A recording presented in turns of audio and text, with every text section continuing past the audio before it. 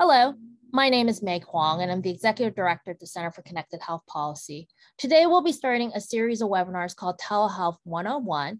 These webinars are to provide you with really basic information around telehealth to help you understand telehealth policy. They're really directed at people who are brand new to telehealth policy, but can also act as a bit of a refresher course for people with a little bit more experience. To begin with, we're going to start with understanding some of the terms that are commonly used when you're talking about telehealth and telehealth policy. Before we begin, just a few quick disclaimers. Know that any information provided in today's talk is not to be regarded as legal advice. It is strictly for informational purposes. CCHP always recommends that you consult with legal counsel if you're interested in a formal legal opinion. And also, if I happen to show a picture or mention a company or show a product, a picture with a product in it, know that neither I nor CCHP has any type of relevant financial interest, arrangement, or affiliation with such a company. Let's begin with what is telehealth and how did telehealth come about?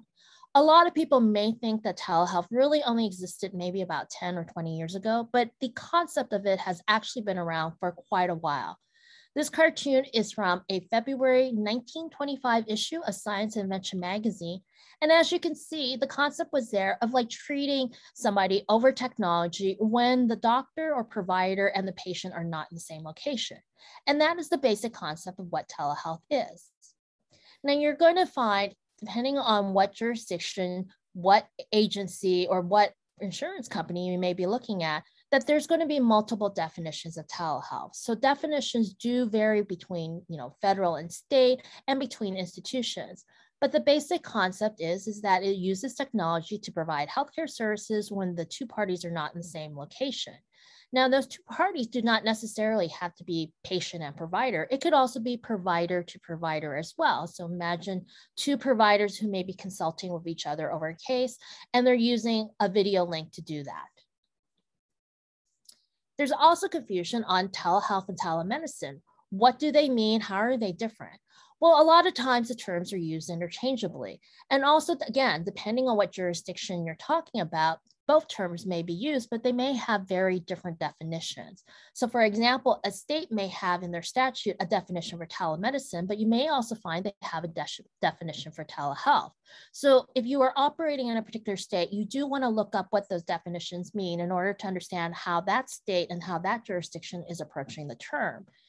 But basically, the rule of thumb is telehealth is more the broader term, whereas telemedicine is a subset underneath telehealth. So telemedicine is really the provision of actual healthcare services, the medical services, whereas telehealth can encompass a lot more things such as care coordination, education, and also that provider to provider consultation. You may also hear other terms being used, such as e-health and virtual care.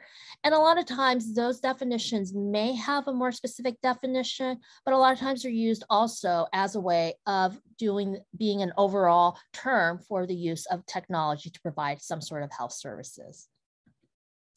How is telehealth used? Well, telehealth has been used in a lot of ways. Again, the most common one is the provision of direct healthcare services to patients, such as taking place of an office consultation, or perhaps a person is getting some sort of mental behavioral health counseling. But telehealth can also be used for training and education. I mentioned earlier care coordination, data collection. So think about somebody who is hypertensive and they're sending their blood pressure readings to a provider. That's telehealth if they're doing that over some sort of electronic communication system.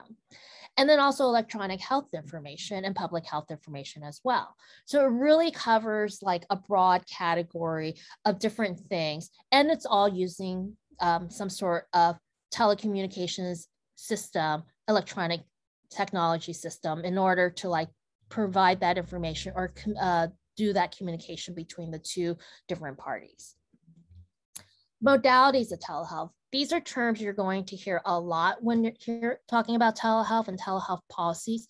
These are the actual modalities in which services are delivered. So the first one is live video, and that's pretty self-explanatory. It's the use of real-time interactive video between two parties. Like what we're doing now, possibly if I was talking to you in real time, is what would be live video.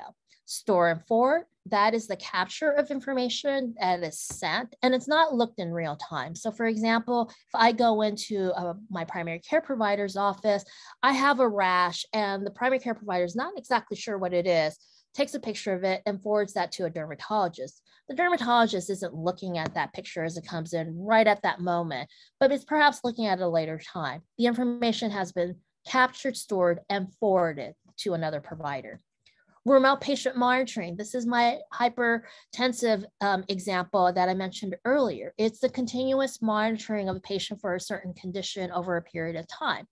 It could be in real time or it can be asynchronously too. So in real time, think of an ICU unit. You have an intensivist who may be like in a different location who is monitoring patients through monitors and then directing on-site healthcare personnel to do specific things. It's all taking place in real time. A non-real-time example is the blood pressure reading example, where again, somebody might be at home, they're taking their blood pressure readings a couple of times a day, and then sending that information electronically to their healthcare provider. Again, the healthcare provider probably isn't looking at it right as that information is coming in, but maybe is looking at it at the end of the day or at the end of the week.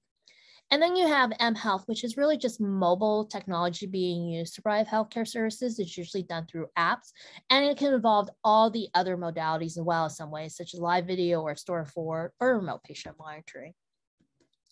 Other common terms in telehealth that you might hear and definitely plays a role in telehealth policy. Originating site. Originating site is where the patient is during the time of the telehealth interaction. Distance site is where the telehealth provider is when the telehealth interaction takes place. And that obviously then distance site provider is that telehealth provider. So you might hear or see a policy that says, oh, originating sites can only be hospital and clinics. That means that the patient must be located in a hospital or clinic for that telehealth interaction to take place. Or it may say like, distance site providers can be X, Y, and Z. That is just saying like, these are the types of providers who would be covered underneath this particular telehealth policy. So these are all common terms that you'll hear around telehealth and with telehealth policy. So our next session, we'll go over a little bit more in detail on what some of those telehealth policies may include. Please visit our CCHP website for more information on these tutorials. And also, if you wish to subscribe to our CCHP newsletter, we have the link down there. We do update people on certain news and like current events on what's going around telehealth and telehealth policy. Thank you.